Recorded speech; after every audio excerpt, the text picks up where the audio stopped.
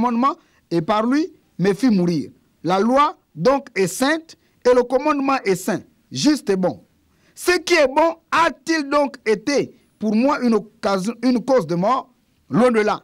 Mais c'est le péché enfin qu'il se manifesta comme le péché en me donnant la mort par ce qui est bon. Et que par le commandement, il devint condamnable au plus haut point. Nous savons en effet que la loi est spirituelle, mais moi je suis charnel, vendu au péché. Car je ne sais pas ce que je fais, je ne fais point ce que je veux, et je fais ce que je hais. Or, si je fais ce que je ne peux pas, je reconnais par là que la loi est bonne. Il dit, si je fais ce que je ne veux pas, je reconnais par là que la loi est bonne. Parce qu'il s'efforce à arranger sa vie. Il s'efforce à ne pas insulter, à ne pas désobéir à Dieu. Il se force, il se bat. Et il se rend compte que la loi est quand même bonne. On arrive, il dit, et maintenant ce n'est plus moi qui le fais, mais c'est le péché qui habite en moi. Il dit, or si je fais ce que je ne veux pas, je reconnais par là que la loi est bonne. Il dit, or si je fais ce que je ne veux pas. Donc il arrive à un moment donné qu'il est poussé, parce que la loi de son entendement lui fait comprendre des choses. Mais mécaniquement, il n'arrive pas à se soumettre.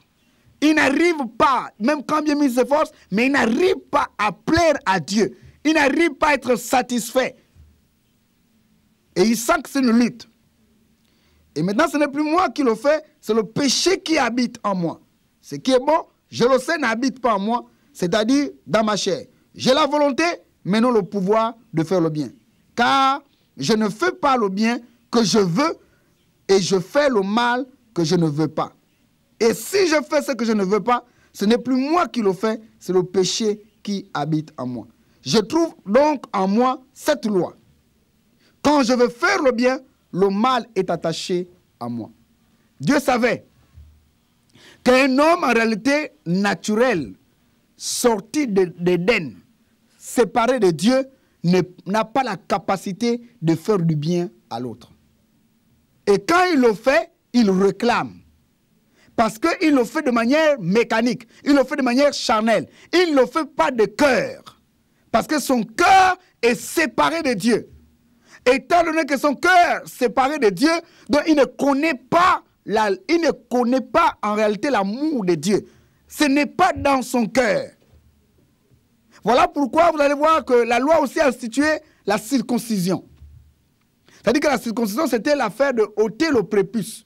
La partie sale du prépuce, on jetait. Et tout garçon mâle, de toute façon, tout mâle, tout jeune mâle, devait être circoncis. Dans la pensée juive, si tu n'es pas circoncis, c'est que tu n'obéis pas à Dieu. C'est que tu ne crains pas Dieu. C'est que tu ne respectes pas les commandements de Dieu. Donc tout était de manière mécanique. Tout était de manière extérieure. Est-ce que nous comprenons? Nous voyons que, voilà pourquoi on dit, dans ce passage de Jean 1, verset 17, que la loi est venue par Moïse et la grâce et la vérité sont venues. Mais moi je dis, la grâce et la vérité est venue. Vous allez comprendre, on dit la grâce et la vérité sont venues. Ça c'est quand on veut respecter le français. Mais en réalité, quand on veut rester dans la pensée de Dieu, on dit la grâce et la vérité est venue. Pourquoi? Parce qu'en réalité, la grâce et la vérité, c'est la même personne. C'est Jésus qui amène la grâce. C'est Jésus qui vient faire grâce. Donc, lui, il mène des luttes. Il veut plaire à Dieu, mais il n'arrive pas. Il veut plaire à Dieu, mais il n'arrive pas. Parce que non seulement en son corps, il y a la loi du péché et de la mort qui est déjà là, du fait qu'il est séparé de Dieu, de par la nature adamique. Et il veut quand même, avec cette séparation, il n'y a aucun lien entre Dieu et lui, mais Dieu se révèle à lui de manière extérieure, il lui observe ma parole et vit. Dieu l'a fait exprès. C'est pour comprendre, pour amener l'homme à comprendre aujourd'hui que tu ne peux rien faire de par tes efforts. Tu peux être extrêmement religieux comme l'apôtre Paul, qui arrive à Athènes. ils trouvent des épicuriens, des stoïciens, là, à l'aréopage, à la place publique, pendant qu'ils sont en train de brandir la connaissance charnelle, l'intelligence, la philosophie. Ils sont en train de révéler là, à l'opinion publique, les dernières inventions. Certainement, la loi de l'aérodynamique. Ils sont là, là en plein. Ils sont en train de donner les dernières inventions. Mais l'apôtre Paul va venir à l'aréopage. On va dire, on va penser que lui aussi, c'est quelqu'un, un penseur du temps, qui viendra certainement démontrer une nouvelle théorie. Mais hélas, quand on va le laisser rentrer en scène, il va dire ceci, il va constater à Athènes, la ville du savoir, il va constater que les Athéniens, parce qu'il avait fait le parcours de la ville, il a constaté que les Athéniens étaient extrêmement religieux. Extrêmement religieux. Ils ne comprenaient pas celui qui était l'objet de leur dévotion. Ils ne comprenaient pas le Dieu qu'eux ils priaient. Ils ne comprenaient pas que Dieu, on ne le prie pas de manière mécanique.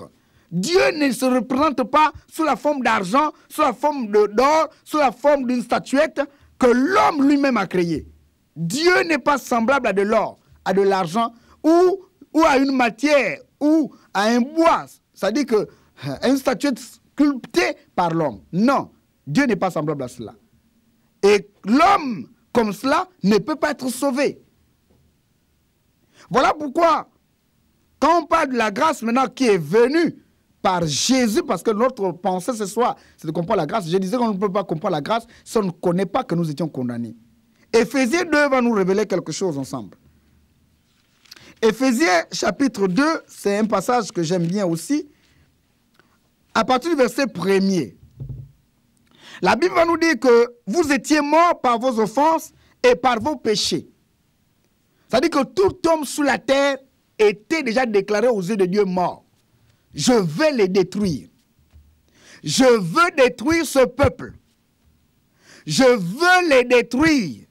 Parce que les pensées de leur cœur se tournent tous les jours que vers le mal. Alors je veux les balayer. Comme il a eu la première fois, la première destruction. C'est Noé qui a trouvé grâce aux yeux de Dieu. Qui a été épargné, lui et toute sa famille, donc 8. On l'a demandé, Dieu l'a demandé de construire l'arche. Et là, Noé a construit l'arche sous les recommandations de Dieu, selon Genèse 8. Et donc nous comprenons que là, Noé aussi avait trouvé grâce. Parce que Dieu avait pris la résolution d'exterminer toute la terre. Mais il a quand même épargné ceux qui ont trouvé grâce à ses yeux. La grâce, c'est une faveur imméritée. Noé n'était pas sauvé parce qu'il était juste. Non, non, non, non. Non. Parce qu'aucun homme n'était juste sur la terre. Aucun. Même quand la Bible descend plus bas pour dire Noé était juste et agréable à Dieu et tout, en réalité, les amis, si on reste dans la pensée profonde, il n'avait aucun juste. Quand Dieu dit Noé était juste, c'est le regard de Dieu sur Noé. Ce n'est pas Noé dans le temps où il était. Dieu le voit juste parce que Dieu a déjà accordé une grâce sur lui. Le regard de Dieu révèle que Noé est juste aux yeux de Dieu. Mais certainement aux yeux du peuple, Noé méritait la mort, tout comme tous ceux-là qui sont morts dans le déluge. Mais Dieu dit, Noé trouva grâce aux yeux de Dieu. Donc, nous également, si on n'est pas conscient que sans Dieu, nous sommes morts, même si nous sommes dans une grande assemblée, nous sommes dans une grande église, comme l'expression que le monde connaît aujourd'hui, c'est l'église. Nous sommes dans une grande église. Ça veut dire qu'en réalité, nous sommes forcément sauvés. Parce que nous sommes dans une grande église. On a un grand pasteur. On a un grand évêque. On a un grand docteur. On a un grand bishop. Un archevêque.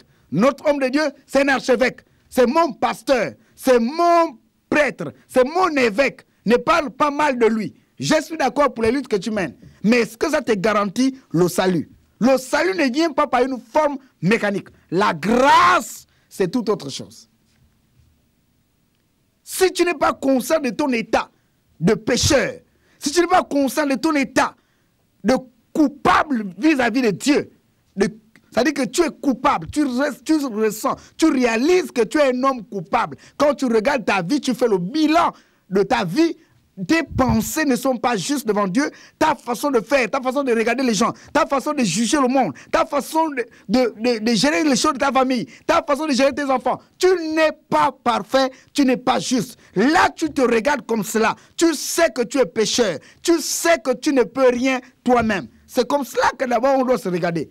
Nous étions tous morts. Tu te regardes comme un homme mort, incapable. Tu ne peux rien. Tu es dans tu es dans une sphère que Dieu lui-même a créée, il t'a placé. Donc tu es dans un monde mystérieux.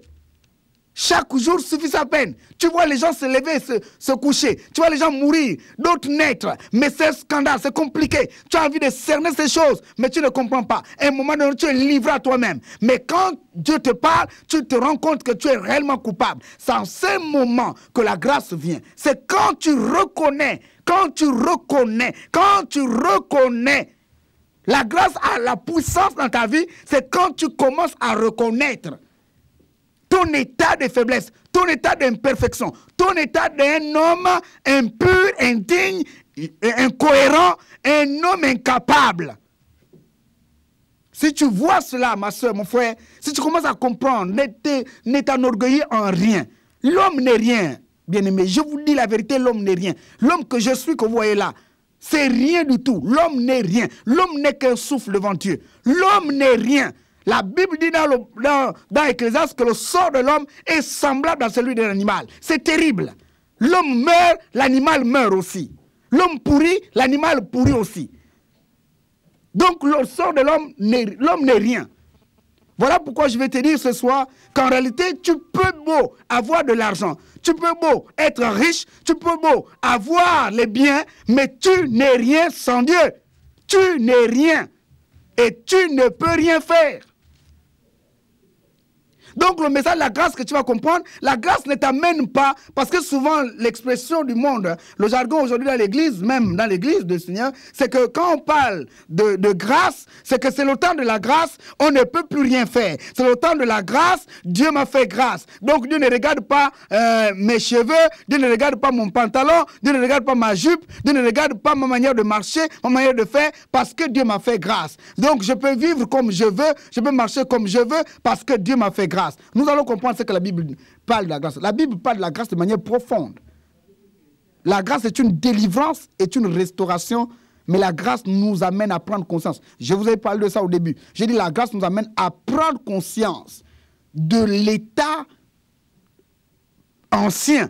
C'est-à-dire que de notre sort dans l'état ancien.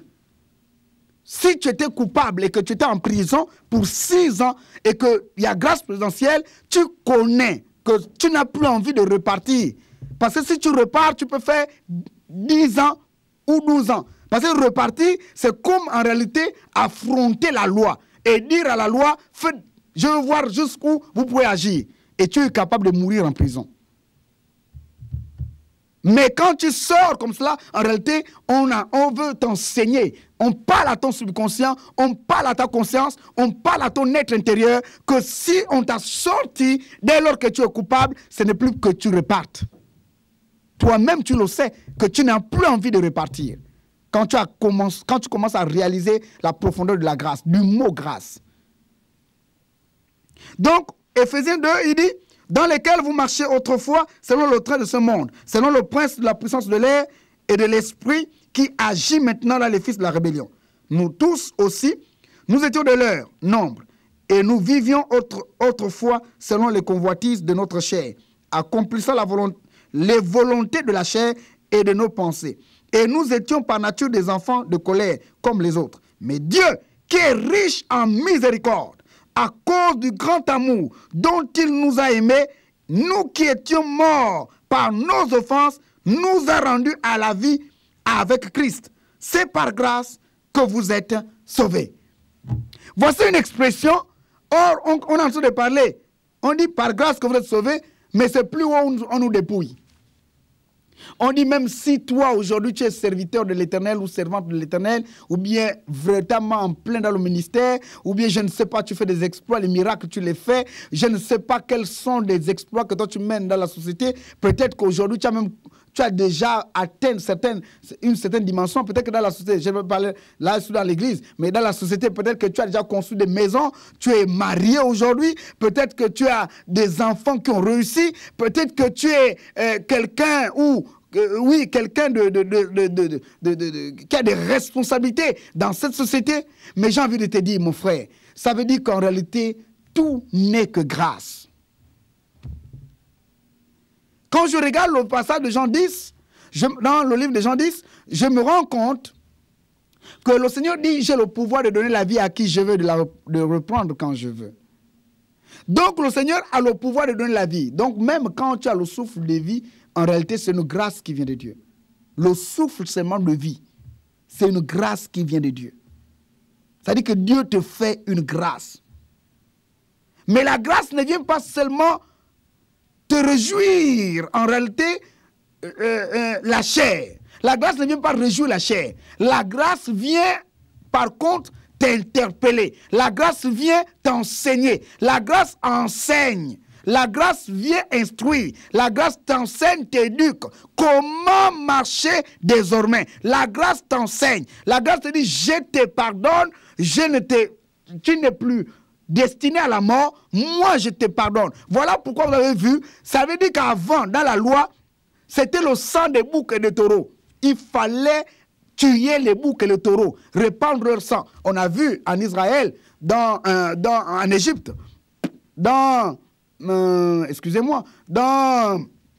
Exode 12, le Seigneur leur dit que moi je vais faire passer mon jugement aujourd'hui, mettez le sang des boucs et des taureaux sur les portes des linteaux. Quand je passerai, je verrai ce sang, vous ne périrez point. Rien que le sang des boucs et des taureaux, ils étaient là protégés. Ça, c'est dans l'ombre, dans la loi. Donc, nous comprenons que quand Jésus vient, il rentre lui-même en scène. Il prend la forme d'un homme. Dieu prend la forme d'un homme, il vient sur la terre, et il vient sur la terre, se substituer à l'homme, prendre la place du coupable. Lui qui n'était point coupable. C'est lui-là qui va prendre la place d'un coupable, qui va monter à la croix, et quand il va crucifier, il va accepter la crucifixion simplement de la chair, de son corps là crucifié. En réalité, c'est la crucifixion de notre vie passée. Il vient totalement détruire notre ancienne vie qui ne pouvait pas plaire à Dieu. On n'était pas agréable à Dieu. Tes efforts ne peuvent pas te rendre agréable à Dieu. Tu as besoin d'être sauvé par la grâce. La grâce, c'est une puissance. Tu as besoin de la puissance de la grâce dans ton corps pour servir Dieu, pour plaire à Dieu, dans un esprit d'amour, parce que la grâce est accompagnée de l'amour. La Bible dit, le verset que nous connaissons tous, c'est Jean 3, verset 16. Car Dieu a tellement aimé le monde qu'il a donné son Fils unique, afin que quiconque croit en lui ait la vie éternelle. C'est un verset que nous connaissons tous. Mais nous ne comprenons pas la portée de ce verset, bien-aimé. C'est l'amour de Dieu qui te protège. C'est l'amour de Dieu qui te garantit de tout. C'est l'amour de Dieu qui peut prolonger tes jours sur la terre. C'est l'amour de Dieu qui peut même réduire aussi tes jours. Parce que Dieu fait grâce à qui il veut, il fait miséricorde à qui il veut. Comme il le veut. Et quand il le veut. Dieu est souverain. Donc la grâce ne t'amène pas à insulter les gens parce que c'est le temps de la grâce. À manquer de respect aux gens parce que c'est le temps de la grâce.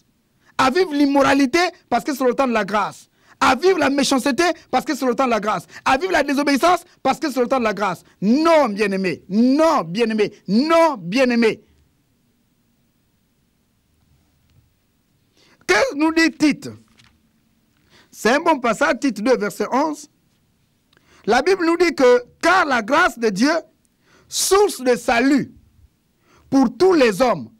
Donc nous comprenons d'abord que la grâce vient sauver. La grâce est une source de salut. Et nous connaissons que la seule source de salut, c'est Jésus-Christ. Voilà pourquoi je vous ai dit qu'on ne peut pas dire la grâce et la vérité sont venues de Jésus-Christ. En réalité, quand on reste dans le concept de Dieu, on comprend que la grâce et la vérité, c'est rien que la même personne, c'est Jésus-Christ. C'est à la personne de Jésus-Christ que nous parlons de la grâce. La grâce est venue parce que Jésus est là. Jésus est venu faire grâce. Jésus est venu déclarer une année de grâce. Et Esaïe l'avait déjà prédit. Il est venu déclarer une année de grâce pour les captifs. Nous qui étions captifs, prisonniers, esclaves. il est venu déclarer une année de paix, une année de grâce, une année de délivrance, de restauration. Donc le salut englobe tout. La vie de l'homme, la santé, le bonheur de l'homme, l'équilibre, l'amour, la justice. L'homme devient un homme restauré et intègre vis-à-vis de Dieu, juste vis-à-vis de Dieu comme Noé a trouvé grâce. C'est-à-dire que Dieu te voit désormais juste. Sous le temps de la grâce, Dieu t'appelle juste. Mais en réalité, j'ai envie de vous dire quelque chose, une simple vérité que j'aime bien souvent souligner. Lorsqu'on connaît déjà la vérité, on est plus en danger que ceux qui ne connaissent pas la vérité. Peut-être que on blague encore, nous tous. Peut-être qu'on plaisante encore avec Dieu. En réalité, le fait que toi, tu connaisses la vérité, Dieu t'en demande plus que celui qui ne connaît pas encore. Celui qui ne connaît pas est jugé parce qu'il ne connaît pas, parce que la Bible dit dans Osée 6 que mon peuple est détruit parce qu'il manque la connaissance. Le fait de ne pas connaître, il est détruit. Mais toi qui connais et qui n'agis pas selon la vérité, tu es aussi en danger. Donc le tout, ce n'est pas d'être sauvé par grâce, mais c'est de savoir que si je suis sauvé par grâce, qu'est-ce qui est derrière moi? Bien aimé, la grâce te ramène toujours à comprendre que derrière toi, qu'est-ce qui t'a fait pour que tu aies grâce? Non, non, bien aimé, comprenons ensemble. Je suis un peu troublé à l'intérieur de mon cœur. Ça veut dire que quand on te dit qu'on t'a fait grâce, ça veut dire qu'on t'a fait grâce par rapport à une situation de culpabilité. Tu étais en danger.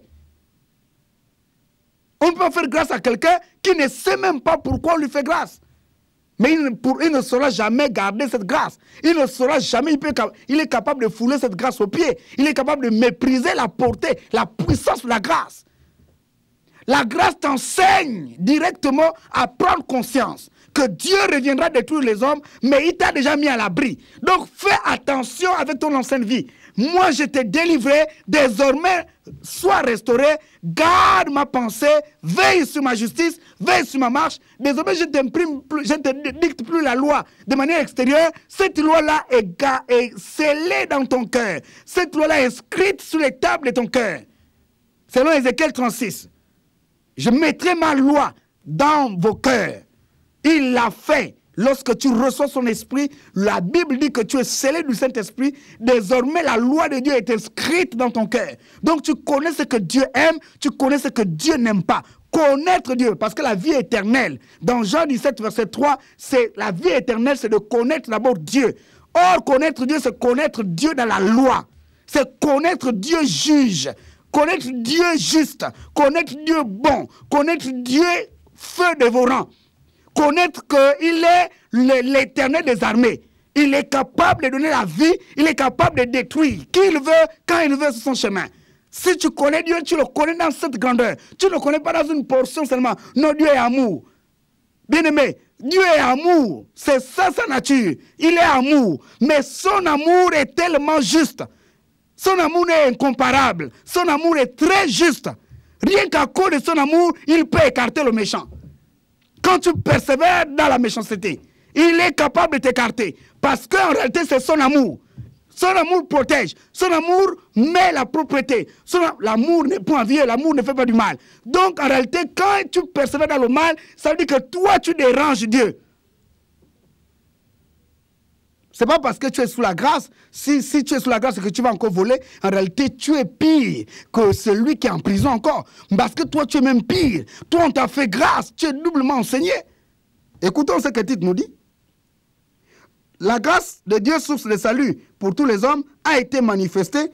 Elle nous enseigne à renoncer. Vous voyez que la grâce parle, la grâce enseigne, la grâce éduque, la grâce conseille, la grâce parle dans notre conscience. La grâce ne nous dicte plus les lois, on ne nous dicte plus les lois, mais du fait que j'ai expérimenté la grâce de Dieu. Oh, bien aimé, le fait que je sais que j'étais pécheur, j'étais prêt à mourir, moi qui étais débauché, je volais, je fumais, je mentais, je forniquais, je masturbais, je faisais tout. Mais quand je réalise que Jésus-Christ m'accorde la grâce d'être délivré, désormais je garde cette délivrance.